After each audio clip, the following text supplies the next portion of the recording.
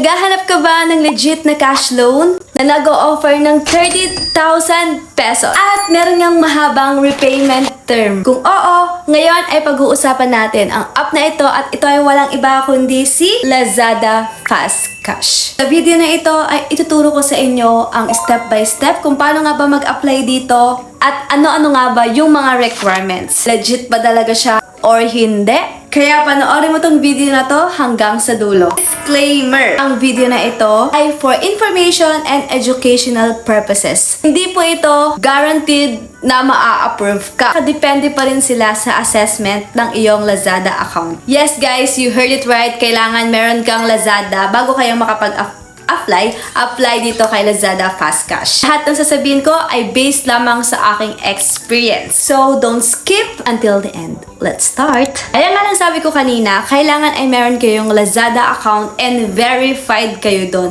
So, paano nga ba ma-verify sa Lazada? Of course, ilalagay mo lang yung iyong basic information. Your name, your address, email address, your job. Hindi ka basta pauutangan ni Lazada Fast Cash if hindi ka nag-order sa Lazada. If ikaw yung tao na yon, sorry po, hindi ka po agad ma-approve basta dito. Pag meron ka naman, ganito lang yung gagawin mo. Pumunta ka sa yung dashboard. Pindutin mo lang yung LazFin sa ilalim. Meron ka dito makikitang Pay Later, Fast Cash, and LazSave. Makikita mo dun sa may Fast Cash, get a limit up to 80,000 pesos. So, i-click mo lang yon at makikita nyo nga dyan na instant loan up to 80,000 pesos. Instant withdrawal and payable for up to 12 months. Meron silang loans simulation dun sa baba para makita mo or pasilip lang nila to kung paano nag-work yung kanilang loan. Kunyari daw hiniram mo is 10,000 pesos at kung babayaran mo siya ng 6 months, ang monthly repayment mo ay 2,216. Kukumputin natin yan. 2,216.67 times 6 months is equal to 13,300.02.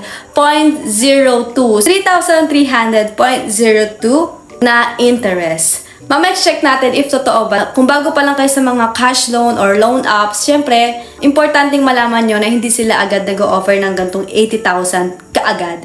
Sigurado, ito yung maximum na pinapahiram nila. So, check natin if magkano amount ba yung papahiram nila.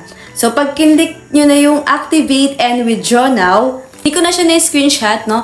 Pag naklik nyo na nga yun, yung activate and withdraw now, isi-sync mo lang yung details mo dyan. Kung tama naman, like your name, address, education, job. Nung gumawa ka nga ng Lazada account mo, nilagay mo na yung mga yun. So, sinink ko lang. Mag-aantay lang daw tayo ng ilang minuto at para malaman natin if approve ba tayo or disapprove. And yun nga, no, may nag-email sa atin na Lazada at nag-offer nga daw sila ng 30,000 pesos. Yes guys, you heard it right. 30,000 pesos po.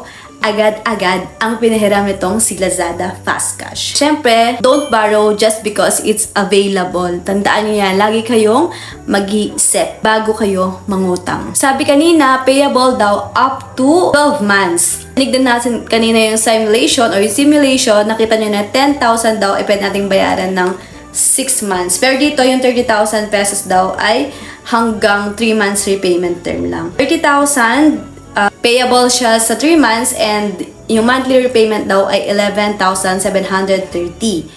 At pag kinompute natin yung 11,730 times 3 months, 35,190. Meron silang 5,190 sa 3 months. So, nasa inyo pa din naman if i-grab nyo yun or hindi. Again, pag-isipan nyo bago kayo mangutang. Wag kayong mangutang porke nandyan or kaya may kailangan lang kayong bilhin na hindi naman ganun ka-importante. Makikita nyo sa ilalim, ang minimum na pwede lang pahiram sa akin ay 2,500 to 30,000. Ito po ay hindi multiple loans. Pag nag-loan ka dito, nyari ni-loan mo is 2,500, hindi mo mawi-withdraw yung 27,500,000 pesos. Need mo munang bayaran yung una mong inutang bago ka makautang ulit sa kanila. Itatry lang natin tong 5,000 pesos at itatry lang natin tong 1 month for you guys, no? Para makita nyo kung paano ba siya nag-work. So, 5,000 pesos, meron daw siyang monthly interest rate na 5%, which is 250 pesos. and VAT na 105 pesos. 5,355 lang yung makukuha nila sa loob ng 1 month. Pero syempre, pag ginamit mo yung 2 months or yung 3 months, mas malaki yung kanilang interest. The more na mas bababa ang month, syempre, mas maliit lang po yung interest. Mas mahabang month, mas malaki yung interest. Tapos make sure na lagi kayo magbabasa. The actual due date may vary depends on disbursement date. If disbursement date fails between 28 to 31st of the month, due date will be shifted to the first next month. I-click nyo lang yung I agree to the terms and condition para ma-disburse na siya.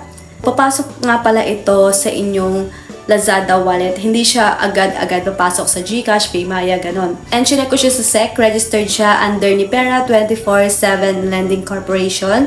So, pag sinabing SEC registered, legal silang nag-ooperate dito sa Pilipinas. Pag nasa Lazada wallet nyo na siya, pwede nyo siyang i-transfer sa Maya, PNB, kung anong bangko ang available sa kanya. Mas maganda, transfer nyo na siya sa GCash kasi yun naman usually yung ginagamit natin. Wala naman siya masyadong requirements, basic information mo lang, and one valid ID lang. So, totoo na legit siya, 30,000 agad yung offer niya. Pero syempre, huwag natin i-grab yung ganun kalaki, no? Pinapakita ko lang sa inyo kung gano'n siya ka-legit. So, that's everything you need to know about Lazada Fast Cash. How to apply, the requirements, and if totoo nga bang legit yung 30,000 pesos. Again, makakapag-apply lang kayo dito kapag meron kayong Lazada account. If you have questions, feel free to comment down below.